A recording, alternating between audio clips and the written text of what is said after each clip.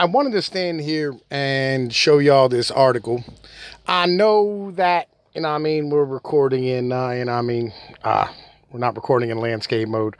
We're in portrait. I got you. I'm sorry about that. It is what it is at the moment. I apologize. Man, look, again, we're back to using the phone again, but this is awesome content. So fuck it. Enjoy what I'm reading to you at the moment.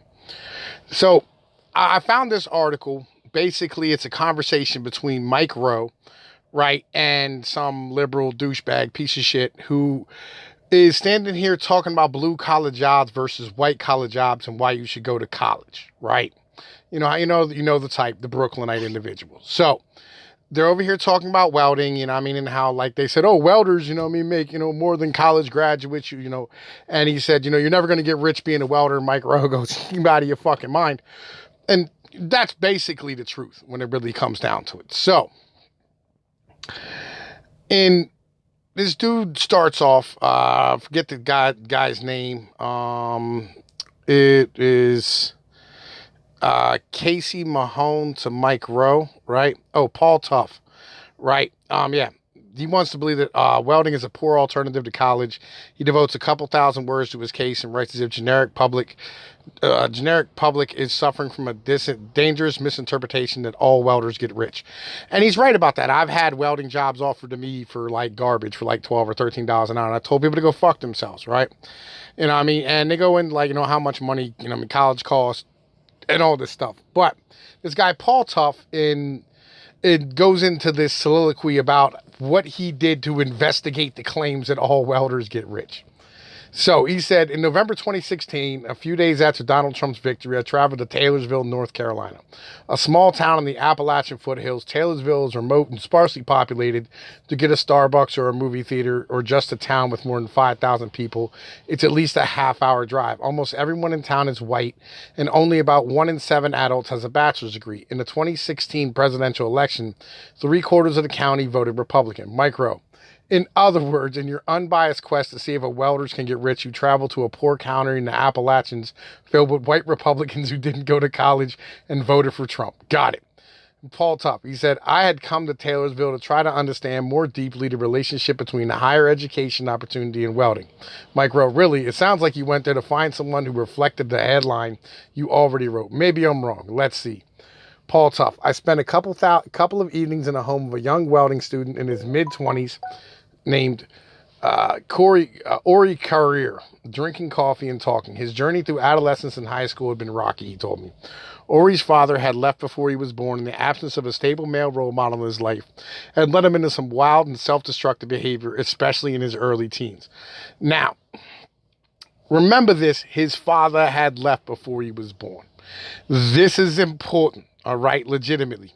He made it to high school, but only barely, graduating 388 in the class of 389 after high school. Ori went to work. He spent a year installing locks for a local company and then another year doing oil changes at the Taylorsville Snappy Lube. These jobs paid minimum wage or a little more, and the work wasn't steady or predictable. At 21, Ori got married, and he and his wife moved into a rented trailer. All right, so this guy, all right, was making minimum wage at 21, got fucking married, and moved with his wife into a fucking house.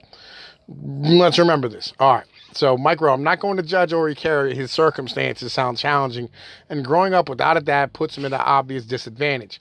But I do want to point out that getting married at 21 years of age while working for the minimum wage is not a disadvantage or a circumstance. It's a choice. His stepfather helped him get his, this is Paul Tuff again. His stepfather helped him get his next job drawing wire at a factory. It was hard work, loud, dirty, and repetitive, but it paid $13.90 an hour, more than Snappy Lube. After a year and a half, Ori was fired for missing too many days of work. All right. The guy got fired for missing too many days of work. Remember, he grew up without a dad, so he has no idea how important it is to be punctual, be on time, and be where you're supposed to be when you're supposed to be there. That's just part of life. Then he got fired. All right, so, but he soon managed to land a job at another steel wire factory. He got fired from that job as well. Again, you know what I'm saying? The guy got fired from another job. Like, yo, there's obviously something wrong with this dude, all right? It was by that point in spring 2016, and Ori was 24, separated and unemployed. He was raising 2 children with his ex-wife, Katie, and was living with a new girlfriend named Crystal. All right. Now, look here. My man has 2 children, all right? Got bagged from 2 jobs for not showing up. All right, and these are decent jobs in a shitty neck of the woods. You hold on to those jobs like they're fucking gold. All right, and the dad would have told you that. It doesn't fucking matter. Yo, I don't care what you got to do. You show up to fucking work when you got 2 children at home to support. It's that fucking simple. Right? Ori had been working hard for 5 years, and yet he was broke with nothing saved. No shit, you were making $14 an hour. All right, and trying to raise 2 kids and support a wife and a household. All right. And at every job he had, he told me he made to feel as though he was disposable, like he didn't really matter. Because you don't. You work in a factory. You're a number. Like, again, and a dad would have helped you with that. You know what I'm saying? A dad would have been told you about these fucking things. Real shit. Again, I don't wish to judge or sound unsympathetic. This is Mike Rowe, unsympathetic. But it should be said that getting fired from your job is not an unreasonable consequence for failing to show up. Also, lest we see him a completely helpless victim, I'd like to point out the only person who can make Ori feel disposable is Ori. His employers are not responsible for your feelings. In other words, fuck your feelings. This is Paul Tuff again. Crystal was unemployed that spring, and she suggested they both think about going back to school. At first, college seemed like the last thing Ori might want to consider, but Crystal showed Ori the website for Catawba Valley Community College near Hickory, and he saw that the school offered an associate's degree in welding. He had done a little welding in high school and liked it, and he made the notion of a college a lot easier to imagine. Micro, I really hope Ori doesn't borrow a bunch of money to go to a school he can't afford. I hope he investigates some of the many scholarship plans out there or opportunities through the American Welding Society or an apprenticeship program with a local employer. Paul Tuff, it dawned on me that by firing me, they had given me an opportunity. Ori told me, talking about his former employer, I could go to college to better myself. I could find a different job, something that was away from all this. Running from your let me tell y'all something, all right? Because like I hear this a lot, all right, legit. Every time you talk to a female, for the most part, you fucking hear this bullshit, legitimately, all right? And in hearing this bullshit, okay, about how like, oh, you can escape all this. Look, man, everywhere sucks, okay? Yo, it's about what you find that makes it worth living there. I know exactly where this dude lives. Legit, I've been there. It's a beautiful neck of the woods. Creeks, rivers, you know what I'm saying? Fuck ponds, lakes. Beautiful neck of the woods. Shit tons of opportunity to do what you need to do. All right? It's not far from like many places where you can get a decent fucking gig. Rents aren't too high, that type of thing. Yo, it is legitimately not a bad place. All right? On some real shit. But everybody always wants to run away from what the fuck it is they grew up in. Like, that's the problem. Like, is what they grew up in is the issue. No, the issue's the bullshit within you. The only thing in life that you can fix is you. Real shit. The only thing in life that you can fix is you. All right? So, Micro, if something away from all this indicates his willingness to travel, there's hope for Ori. Every welder I know who's made north of 6 figures knows you got to go where the work is. That's not a lie. You know what I'm saying? Get up in that Marcellus Shale shit. You know what I mean? If you fucking weld, dude, get up there and get it in. Make that bread. When I met Ori on that November night in Taylorsville, he was just a couple months into his first semester at CVCC. To his surprise, he had come to see college as his route to a better life. Not just for himself, but for his young family. Yo, he's going for welding. All right? That's not college. That's basically trade school. All right? Get nothing misunderstood. The only reason it's in a college is because it's cheaper to fucking stand here and have part of your college. Like, what they do is they make them applied sciences degrees, right? So you can, like, fucking fund them. But, like, yo, they got CDL training. They got fucking welding. They got police training, fireman training, all types of shit. You know what I mean? But this is not college, right? Right, he told me, he said, I want my kids to have stuff I didn't have growing up, he told me. I don't want them to have to wonder where their next meal is coming from. I want them to have the chances I never had. Well, okay. I'd say it like this, all right? I'm a hustler. I'm a grinder. I make that bread. All right. I'm successful in everything I do because, not because I'm the best at it or because I have some talent, you know what I mean, that other people don't have.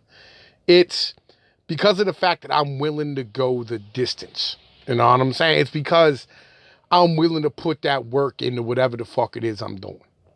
Right? And when you're willing to put that fucking work in, you know what I mean? Like, legitimately, you're gonna be successful. That's for real. That's part of life, man. You know what I mean? When it really comes down to shit.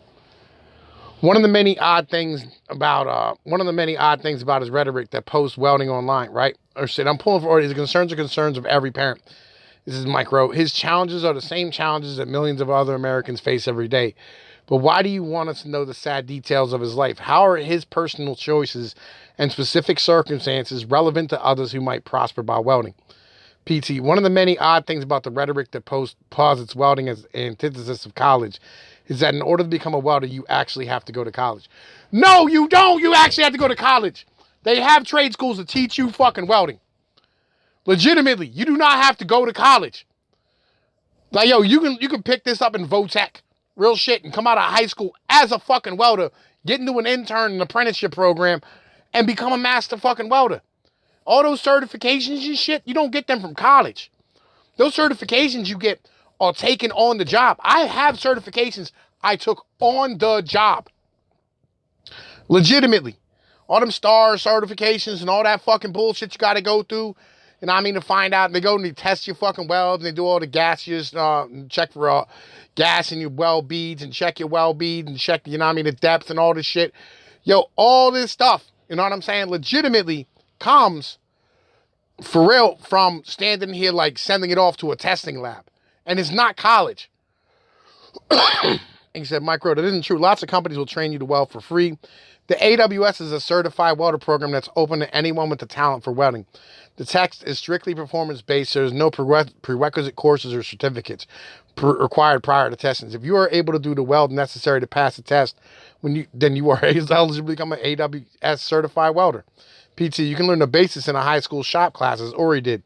But to do it well, not only you have to have multiple massive precise manual skills, but you also need a pretty deep scientific understanding of the metal you're working with, the electrical and chemical processes using to manipulate that metal. True, but you don't have to borrow 20 grand to get that started. That's the important point. This is the dumbest shit. Legitimately, you don't need to know all the scientific fucking nonsense. Like, it's kind of like knowing what wood you're working with when you're doing carpentry. There's a difference between pine and oak. You know what I mean? And knowing, like, the specifics of, like, what do the codes say and how much is the load bearer for the weight. These aren't things you go to college for. These are things you learn on the job that you're trained to know. You know what I mean? How do you find plumb? What's the Pythagorean theorem? These are all things you just learn on the job or as an apprentice coming up. You know what I mean? This is the whole point of these fucking programs. You don't need college for any of this shit. Right? Right. Yeah. To earn an associate's degree, Ori would need to pass 12 separate welding courses, plus basic courses in math and English, as well as the more conceptual courses in welding metallurgy. Well, we've come this far. Let's see how he does. His first year at CVCC went really well. Mostly, it wasn't completely smooth. He failed his required English course, which was offered only online, but his welding classes, he earned nothing but A's and B's. After his first year ended, he ran into some bureaucratic trouble with his financial aid. He took me both the summer and fall of 2017 off from school. For I wondered whether he might just be finished with college, but then he started up again as a full-time student in January 2018. When I visited him that winter, Orty said he was glad to be back to school, but otherwise life was going well. He and Crystals were broke. They had been evicted from their house and their car was stolen. He said, Mike Rowe, good grief. Weren't for bad luck, this kid would have no luck at all. Yo, look, man, real shit. He doesn't have bad luck, all right? He has bad habits. Real shit. Number one is like, continuing to rely upon this fucking female. Number two is not putting in that work. Like, real shit. I'm going to tell you like this. I know you can get financial aid to pay your rent. No, for sure. And we're talking North Carolina. Like, real shit. You can move to the boonies in North Carolina and not be far outside of a city and rent a goddamn trailer for next to nothing. Like, we're talking $400 a month. You can make $400 a month working at fucking McDonald's. You can get it done. Real shit. And your girl, she's got to collect welfare. That's it. Like, yo, man. Like, man, listen. This is, yo, see, look at this, man. He said, there was a moment that semester Ori told me he wanted to give up on school, leave his family behind, and start over in a new town. But he kept thinking of his children, the example he was setting for them, and he decided to get back to class, even if he had to take the bus many miles to get there. Still, at the end of that semester, Ori remained 16 credits side of 65 and needed to complete his associate degrees, and those included his required English and math classes, which he wasn't confident he could pass. Part of them wanted to go right back to school in the fall and finish the degree, but he wasn't sure how to pull it off. He and Crystal had broken up. He was back together with his ex-wife, Katie. Ori and Katie and their 2 kids moved in with Ori's mother. Yo, look, man, real shit. This dude's a bum. Why is it that you're having a conversation with Mike Rowe about this bum-ass kid who has shitty habits and has no example of what the fuck a man is? Somebody find me this nigga and get him my fucking YouTube channel. We'll get this nigga straightened the fuck out. Real shit, dude. Like, real shit. This is fucking nonsense. Like, yo, the problem is motherfuckers like this dude, Peter Tough, feeling bad for this cat. You know what I'm saying? Like, yo, and shit. Yo, for fuck's sake, man. Yo. Yo, this is, and like, yo, then he starts bitching about fucking, you know what I mean? He has 19,000 in student debt and all this bullshit. And he's working 12-hour night shifts for 7 days straight. That's what you do when you have kids. You know what I mean? Like, yo, that's what you do when you have babies. What, you think I pay all this fucking support and do all this shit I do? You know what I mean? And don't work 12, 13, 14 hours a fucking day? Come on, man. 6 days a week, I grind it out. Because that's what you do as a man. Like, real talk, man. Real shit. But y'all, I just wanted to bring y'all this video. I thought y'all might find it interesting, man. But in the meantime, y'all know the deal. This is Tom P's of P No News. Holla at your boy. Peace.